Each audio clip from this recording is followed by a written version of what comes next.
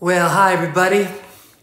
Welcome back to Songs and Stories from Camp Cronin. I believe this is episode 11. My goodness. Time flies when you're when you're stuck at home. Well, it's good to see you all. Obviously, I wish we were playing live in your town. Those days will return. We just don't know quite when. So we've just been kind of having fun telling the story of REO Speedwagon through songs and stories. And we left off kind of at the transition between the amazing high infidelity phenomenon and the follow-up album, Good Trouble. You know, I do spend a lot of energy on this part of the story in my book. It's there's too much to it to just tell it anecdotally, but you know, a lot of people have asked over the years why we don't perform a lot of the songs from Good Trouble, and it's a good question. You know, I started doing Keep the Fire Burning acoustically last year and kind of got into that. And, you know, when I think back to Good Trouble, one of the songs that, to me, kind of captures the vibe was a song called The Key.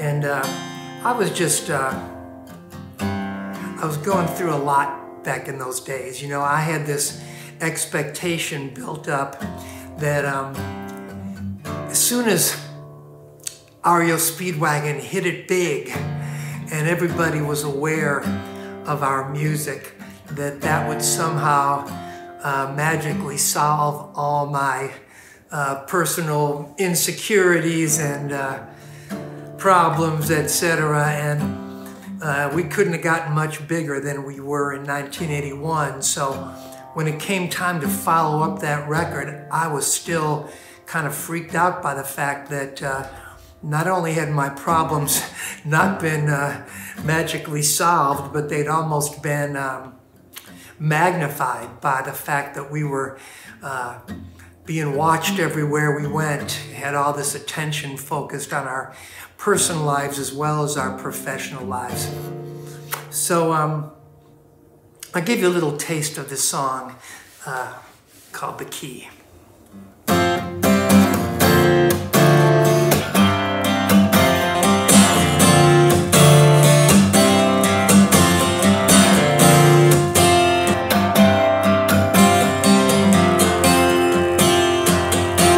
I couldn't fall asleep at all last night.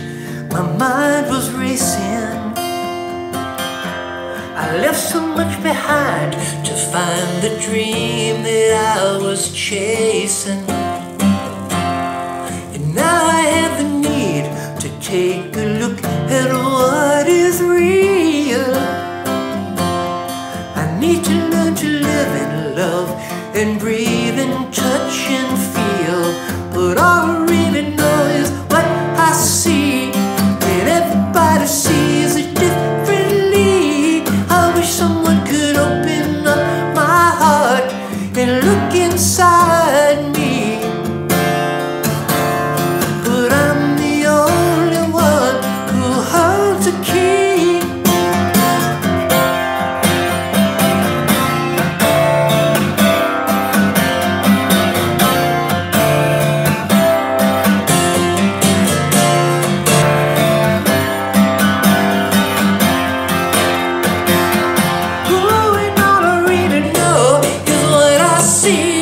Ain't everybody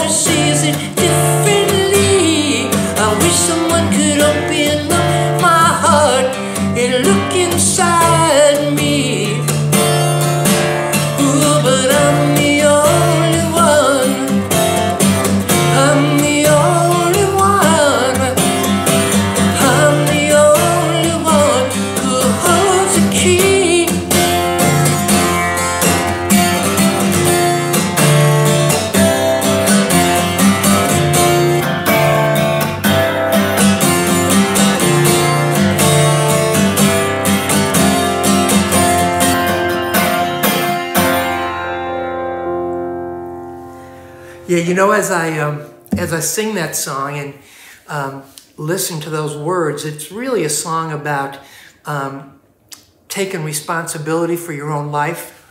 You know, we sometimes expect that that change is going to come from the outside in, so we're looking for things to do the work for us. But what I realized back in 1982 was that the work has to come from within. If we really want to change and really want to grow, we got to dig in and take a look at the parts of ourselves that we're not always proud of. And I think it kind of connects with what's going on in the world right now. I find myself unable to remain silent about what's happening. I think that our country has been working since the days of Martin Luther King on racial equality and to end the social injustices that are faced by so many minority people in this country. And when I stand up for Black Lives Matter, everybody's life matters. It's just that black people in this country have been on the short end of the stick for too long. And I can't take it anymore, and I can't remain silent anymore. And I love all people, of all races, of all nationalities, of all religions. We all deserve to be treated as equals. I've stood for that for my entire life, and I am now unable, like I say, to remain silent. I will be taking a little risk again this evening as I join in a protest march. I will be wearing a mask. I will be keeping my social distance and very careful to maintain that. I think that it is possible to protest safely and peacefully. And I believe it's incumbent on all who feel that there is a need for increased social justice in this country to let their voices be heard in whatever way they choose. And that's all I'm suggesting. So I say peace, and we will get through this together between the COVID-19 pandemic and the current call for justice in this country. This is a time of change. This is a historic moment, and everyone needs to decide which side of history they want to be on. The status quo doesn't work anymore for me, and I've chosen to be on the side of change. I've joined with my wife and my children.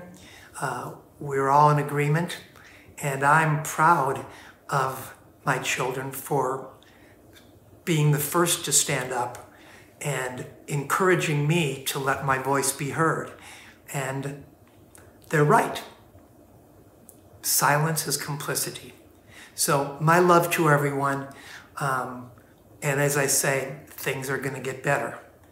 And the key is inside of each of our hearts. So I just ask that you consider that, and we'll see you next time on Songs and Stories from Camp Cronin. Much love from the Cronin family to all of yours, and we'll see you next time.